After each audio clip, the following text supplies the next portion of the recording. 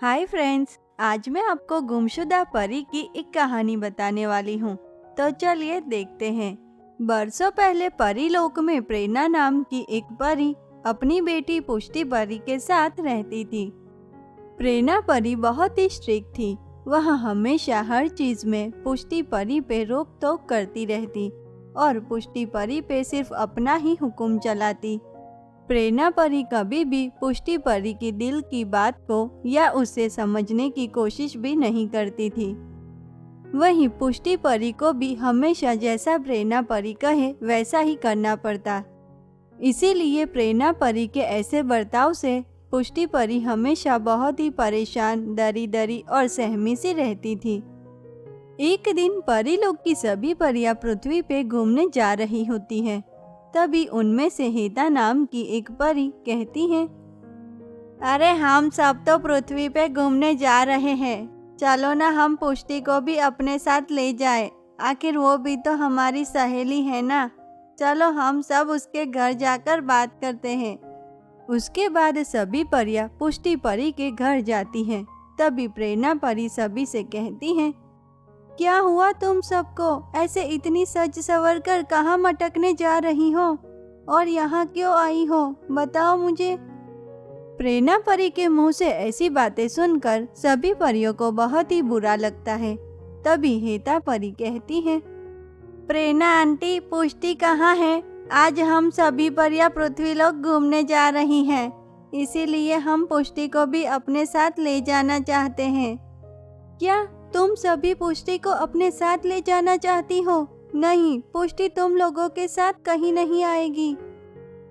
अगर पुष्टि भी तुम लोगों के साथ घूमने लगी तो वो भी तुम लोगों की तरह घुमक्कड़ हो जाएगी। इसीलिए अब सीधी तरह इसी वक्त यहाँ से दफा हो जाओ। पुष्टि तुम लोगों के साथ कहीं नहीं आएगी, ठीक है? प्रेरणा परी की यह बात सुनकर सभी परियां बिना कुछ बोले मायूस होकर वहां से चली जाती हैं। वहीं पुष्टि परी प्रेरणा परी की सारी बातें सुन लेती है और प्रेरणा परी का अपनी सहेलियों के साथ ऐसा बेरुखा बर्ताव देख पुष्टि परी को बहुत ही दुख होता है और वह रोते हुए अपने कमरे में चली जाती हैं। माँ हमेशा मेरे साथ ऐसा क्यों करती है? मैं हमेशा माँ की हर बात मानती हूँ, वो जैसा कहे वैसा ही करती हूँ, लेकिन फिर भी माँ हर बात पे मुझ पे पाबंदी लगा देती है। क्या मुझे हक नहीं है एक आज़ादी की दुनिया को जीने का? क्या मुझे हक नहीं है अपने दोस्तों के साथ बाहर घूमने जाने का? हे भगवान, ये कैसी गुलामी भरी जिंदगी दी है आपने मुझे। अब मैं ऐसी गुलामी भरी जिंदगी के साथ ज्यादा दिन नहीं जी पाऊंगी। थक चुकी हूँ अब मैं। ऐसे इतना बोलकर पुष्टि परी रोने लगती है और रोते रोते वहां सो जाती है। वहीं अगले दिन सुबह प्रेरणा परी पुष्टि परी के कमरे में जाकर देखती है तो पुष्टि परी तो अपने कमरे में नहीं होती और यहाँ देखकर प्रेरणा परी बहुत ही घबरा जाती है और वह तुरंत ही पूरे महल में पुष्टि परी को ढूंढने लगती हैं। लेकिन उसे तो पुष्टि परी पूरे महल में भी कहीं नहीं मिलती। उसके बाद प्रेरणा परी परीलोक में भी सभी जगह पुष्टि परी को ढूंढने लगती हैं, लेकिन उसे परीलोक में भी पुष्टि परी का कहीं कोई पता नहीं चलता। हे भगवान, पुष्टि कहाँ चली गई है? मैंने उसे पूरे महल में ढूंढा लेकिन वो मुझे कहीं नहीं मिली। परीलोक में भी मैंने उसे सभी जगह ढूंढ लिया लेकिन वो यहाँ भी कहीं नहीं है। हे भगवान, मुझे तो बहुत ही घबराहट हो रही है। पुष्टि, मेरी बेटी तू कहाँ है?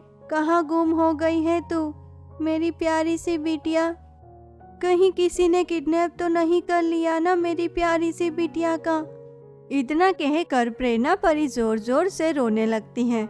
उसके बाद प्रेरणा परी परीलोक में सभी जगह पुष्टि परी के गुमशुदा होने की तस्वीरें लगा देती हैं। वहीं परीलोक की सभी परियों को जैसे ही इस बात का पता चलता है कि सभी परियां पुष्टि परी के लिए बहुत ही परेशान हो जाती हैं, तभी हेता परी प्रेरणा परी के पास जाकर कहती है, आंटी जी, आपको बुरा ना लगे तो एक बात कहूँ मैं आपसे। आंटी जी, मुझे लगता है कि कहीं ना कहीं पुष्टि का गुमशुदा होने का कारण आप ही हो, क्योंकि आपने हमेशा पुष्टि पे सिर्फ अपना ही हुक्म चलाया। जैसा आप कहे हमेशा बेचारी पुष्टि को वैसा ही करना पड़ता था, और आज तक इतने सालों में पुष्टि कभी भी हमारे साथ बाहर घूमने भी नहीं आई। शायद इसीलिए पुष्टि अब ऐसी जिंदगी से परेशान होकर घर छोड़कर कहीं चली गई है।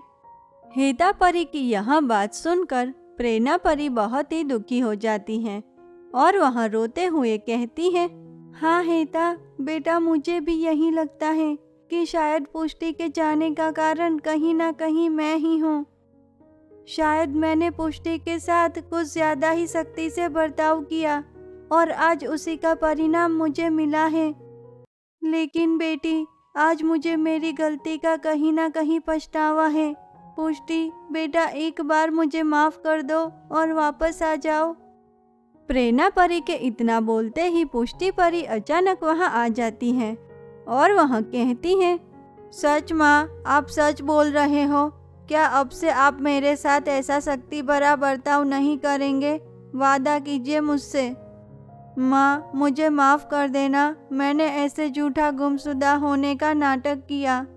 लेकिन माँ, मैं भी अब बहुत ही थक चुकी थी और इसीलिए मैं बस आपको ये एहसास करवाना चाहती थी कि माँ, मेरी भी एक ज़िंदगी है।